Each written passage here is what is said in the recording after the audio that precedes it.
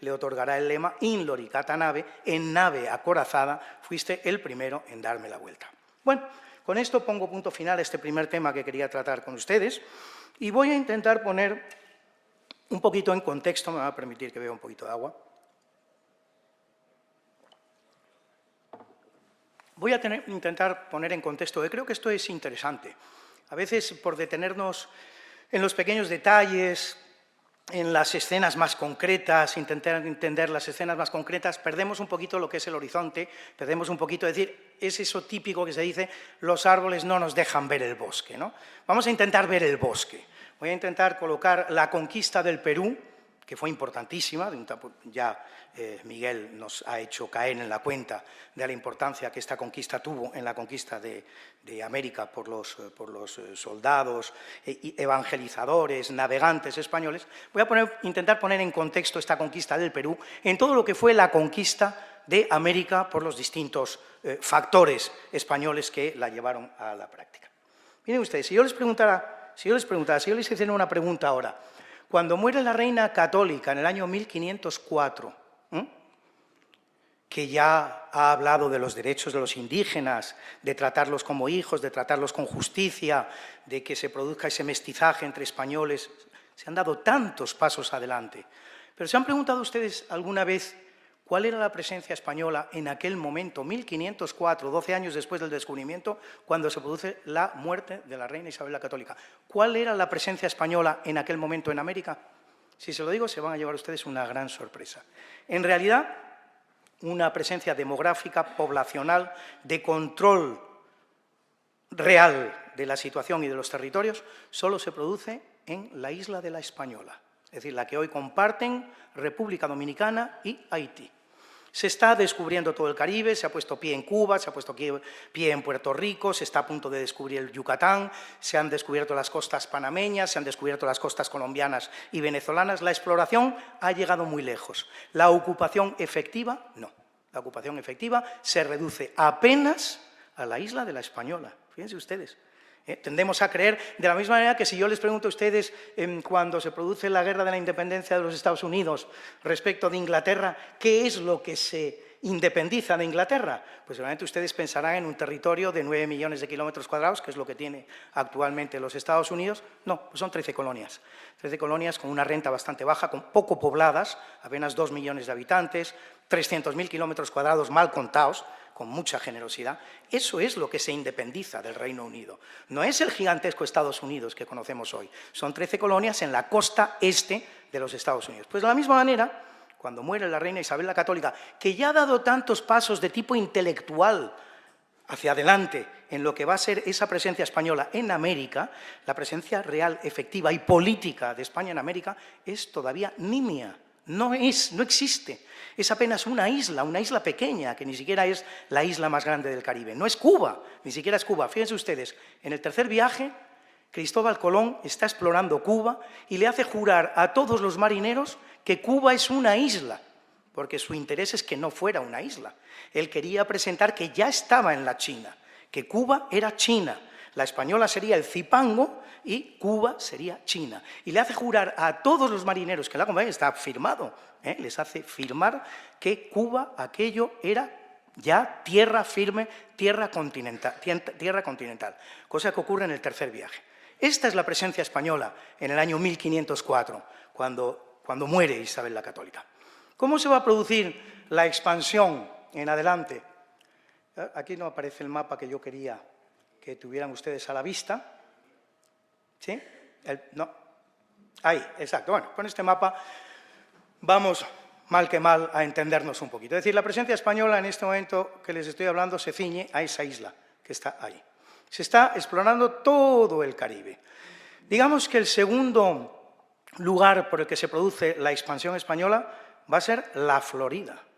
Año 1513, por ahí va a entrar Juan Ponce de León, va a descubrir esta peninsulita aquí, de alguna manera se convierte en el descubridor de los Estados Unidos.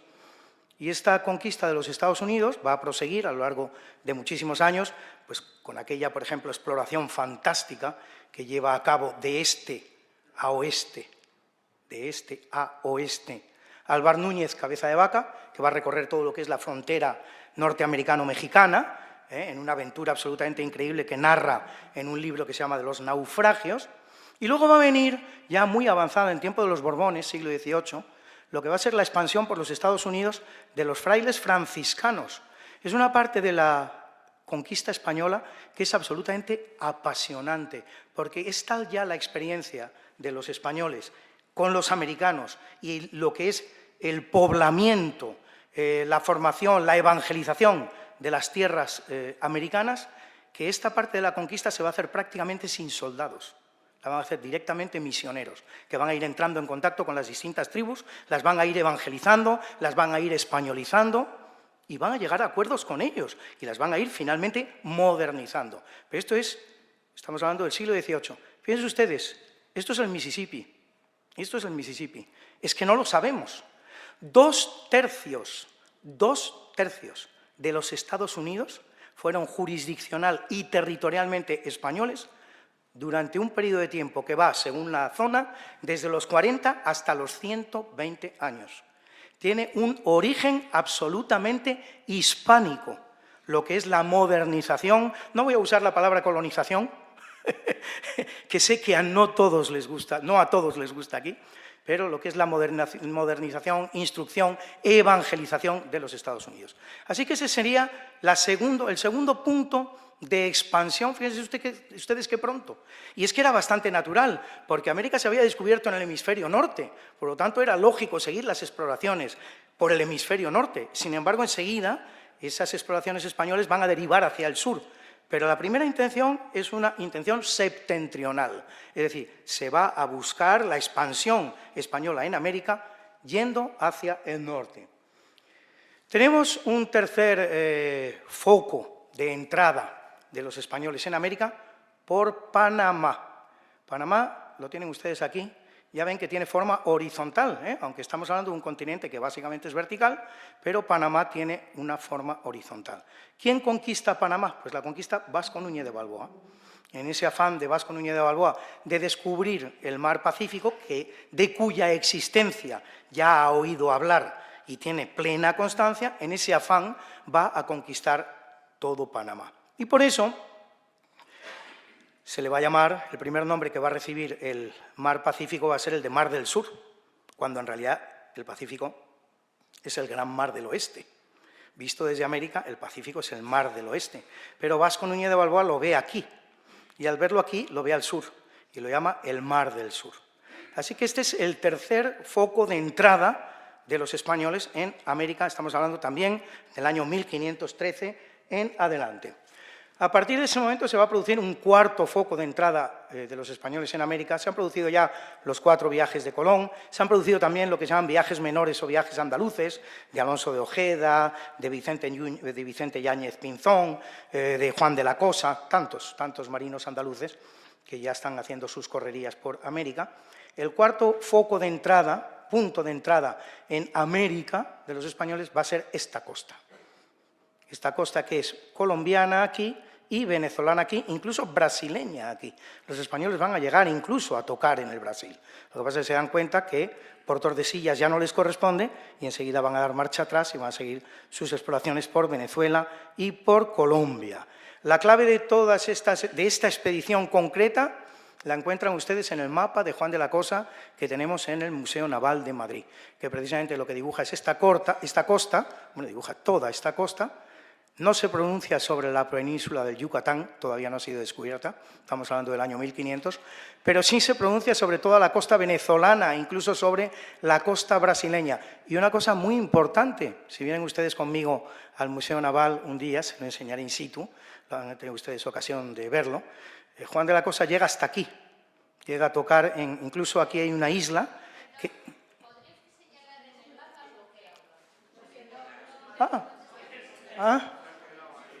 Yo creí que lo que yo marcaba aquí con la flechita se veía ahí. ¿Con qué tengo que hacerlo? ¿Ahí?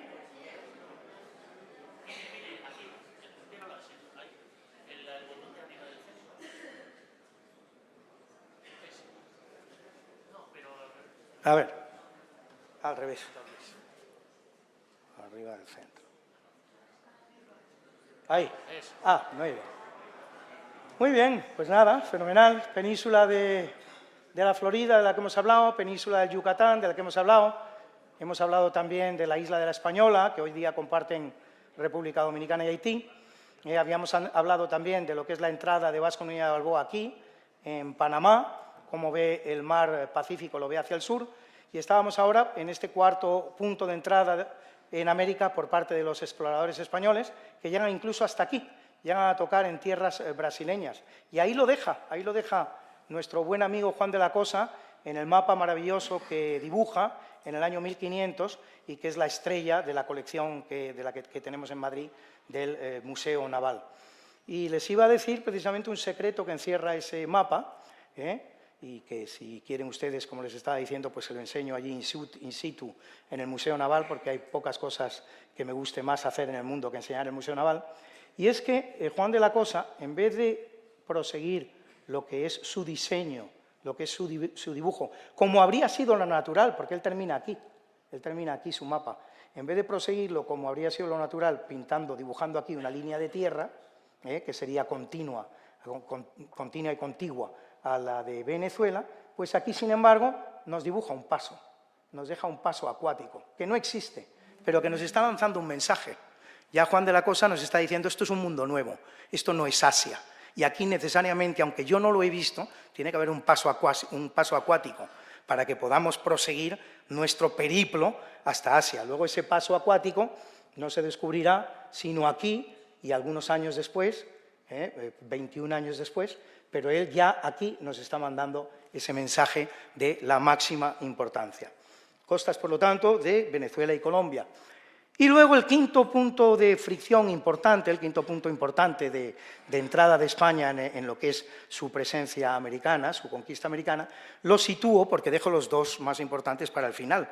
No estoy llevando ahora un orden temporalmente lógico. Lo sitúo aquí. Esto es la guerra del Arauco, esto es el territorio del Arauco, que España fue incapaz de superar, porque aquí se encontró una resistencia que no se había encontrado nunca antes, que es la de los indios genéricamente llamados mapuches. Son muchísimas tribus, pero pueden ustedes ver que España fue incapaz, incluso ya esta zona, yo creo que no fue explorada por los españoles, aunque aparezca aquí, pero desde luego esta no lo fue. Y fíjense ustedes, hoy día, al día de hoy, cada vez que se produce un conflicto entre repúblicas hispanoamericanas por una cuestión de fronteras, se recurre al rey de España. Y esa es la razón por la que en España tenemos el famoso Tesoro de los Quimbayas, que no fue otra cosa que un regalo del presidente de Colombia al rey de España, precisamente por el arbitraje que había hecho en una cuestión de fronteras con Venezuela, que resultó bastante favorable a Colombia, porque los documentos que demuestran cuáles son las fronteras que existían en aquellos territorios están en poder de los españoles. Bueno, pues fíjense ustedes que si subsiste hoy día un conflicto de fronteras en Hispanoamérica, ese conflicto de fronteras que subsiste en Hispanoamérica no es otro que el de la frontera sur entre chilenos y argentinos. ¿Por qué? Porque allí no llegó España. Allí, por lo tanto, no hay lo que se llama en doctrina jurídica internacional uti possedetis iuris, es decir, las líneas fronterizas marcadas por los españoles que luego van a ser las que sirvan para marcar las fronteras de todas las repúblicas americanas. Esto como dato curioso. Bueno, les he hablado de 5 puntos de entrada de los españoles en América, he dejado para el final los 2 más importantes, no son los 2 últimos, son los 2 más importantes. Hay que conquistar 2 grandes imperios que son los que se va a encontrar España en su proceso de expansión por América. El primero, el imperio, más o menos aquí. El primero, el imperio mexica, Tenochtitlan, que es el nombre de la capital, el imperio azteca. En el año 1521, innecesario recordarles a ustedes que el conquistador no es otro que Hernán Cortés. Y el segundo, que es el que nos interesa ahora y del que hemos venido a hablar, el gigantesco imperio, que ya ha descrito de alguna manera Miguel antes que yo, de los incas, que más o menos viene... Los incas incluso llegaron a poner pie en la tierra del Arauco, todo esto sería Perú, si no me equivoco, todo esto sería Ecuador, e incluso se entra un poco en lo que es Colombia también, entra lo que es el imperio incaico. Y por supuesto el Alto Perú, que no es otra cosa que Bolivia, y las partes más norteñas, más septentrionales de la Argentina, Salta, Jujuy, Tucumán. Todo esto componía el gigantesco imperio incaico, en estos momentos en los que hablamos. Y yo lo que quiero hacer, y ya para terminar, y espero con esto haber cumplido con mi compromiso relativo al tiempo, es comparar estos dos grandes imperios que son los que se va a encontrar España, para que ustedes se hagan una idea del contexto, una idea cabal del contexto y finalmente puedan saber de qué estamos hablando cuando hablamos de la conquista del imperio azteca y cuando hablamos de la conquista del imperio incaico. Lo primero, antigüedad. Se trata de dos imperios que empiezan a funcionar de manera muy contemporánea. En 1421 empieza el imperio azteca. En 1438, con Pachacútec, como se ha citado ya aquí, empieza el imperio incaico. Por lo tanto, son imperios bastante contemporáneos. Van a terminar también de una manera muy contemporánea. En 1521 finaliza España la conquista de México, pone punto final, por lo tanto, al imperio azteca. En 1535 va a terminar la conquista del imperio incaico y, por lo tanto, el final del imperio incaico. Así que antigüedad y duración. Extensión, esto es muy importante, porque tendemos a creer que se trata de dos imperios que tienen una extensión muy parecida. Lo ha dicho Miguel también, se lo recuerdo yo. El imperio azteca, 300.000 kilómetros cuadrados, el imperio incaico, 2,5 millones de kilómetros cuadrados. Es decir, el imperio azteca apenas es la mitad de España, imagínense usted, era de hecho más chico que el reino de Castilla sobre el que reinaba Isabel la Católica. Esto es lo que damos en llamar el imperio azteca. El imperio incaico, por el contrario, es 5 veces el territorio actual de España. Se trata de un territorio en toda su dimensión. Me voy a detener un poquito, aunque no sea el tema, me voy a detener un poquito en lo que son las medidas del imperio azteca. Le voy a dar cuatro extensiones para que se hagan ustedes un poquito una idea también de lo que pasa cuando decimos algunas cosas que se están diciendo actualmente. Imperio azteca, 300.000 kilómetros cuadrados. El imperio azteca, gracias a los españoles, va a componer lo que se llama el virreinato de la Nueva España, una extensión de lo que es el imperio azteca, de lo que es el México de aquella época, hacia el norte, para conquistar todo ese territorio de los Estados Unidos del que habíamos hablado y que formó parte del mismo virreinato que México. En su periodo de mayor esplendor, este virreinato de la Nueva España, que sería el sucesor de este pequeño imperio azteca de 300.000 kilómetros cuadrados, va a tener 8 millones de kilómetros cuadrados. 8 millones de kilómetros cuadrados. Cuando España abandona el escenario, ha perdido ya la Luisiana, se ha visto obligado a vendérsela a Napoleón, que a su vez se la ha vendido a los Estados Unidos, y lo que le cede a México, al México imperial, porque los mexicanos van a constituir lo que jurídicamente llaman un imperio. El México imperial va a tener esta forma, 5 millones de kilómetros cuadrados. De esos 5 millones de kilómetros cuadrados, enseguida se va a desgajar todo esto que también formaba parte del virreinato de la Nueva España, es decir, Guatemala, Honduras, Nicaragua, Salvador, Costa Rica, Panamá forma parte más bien de Colombia. Todo esto se va a desgajar de México de manera automática. Al mismo tiempo que están diciendo queremos la independencia de España, están diciendo también queremos la independencia del virreinato de la Nueva España. No queremos tener nada que ver con los mexicanos. Pero lo peor está por venir. Año 1848. Se produce la expansión de los Estados Unidos desde aquí donde había nacido, acuérdense ustedes, 13 ciudades muy pequeñitas, 2 millones de kilómetros cuadrados, una renta per cápita inferior a la de México, 2 millones, he dicho, de habitantes, 300.000 kilómetros cuadrados, la expansión de los Estados Unidos hacia el oeste, esas películas famosas del oeste, el western que significa oeste, es decir, esa expansión primero cruzando el Mississippi y luego hasta llegar al Pacífico en lo que se da en llamar la doctrina del destino manifiesto. Es decir, estos colonos anglosajones protestantes tienen la idea de que están elegidos por Dios para llegar al Pacífico, poblar toda esta zona de acuerdo con algo que ellos llaman la doctrina del destino manifiesto. Esta doctrina del destino manifiesto, esta expansión de las colonias hacia el oeste, tropieza siempre con territorios españoles, en todo momento. a partir del Mississippi, la Luisiana, que se le ha vendido a Napoleón, y luego todos los estados aquí, en el oeste de los Estados Unidos, que al día de hoy todavía tienen nombre español. Sí, pues ya termino. Bueno, pues esto, bien, cuando se produce la guerra entre Estados Unidos y México en el año 1848, México se queda reducido a 1.900.000 kilómetros cuadrados. Aquellos 5 millones de kilómetros cuadrados que cedió España a México son, al día de hoy, 1.900.000 kilómetros cuadrados. Algo habrán hecho los mexicanos, alguna responsabilidad tendrán los mexicanos para haber perdido toda esta parte del territorio. Quiero aclarar además que Estados Unidos ocupaba México en el momento en que se produjo este tratado, es decir, que podría haberse quedado con la totalidad del territorio mexicano. No fue así, pero así pudo ser. Población. La población del Imperio Azteca no se sabe, es decir, las poblaciones americanas no las podemos conocer a ciencia cierta. Todavía no hay el estudio, no se ha hecho el estudio que determine con exactitud cuántos eran los habitantes de América. Podemos establecer que el Imperio Azteca tenía entre 5 y 6 millones de habitantes, mientras que el Imperio Incaico tenía entre 10 y 12 millones de kilómetros cuadrados.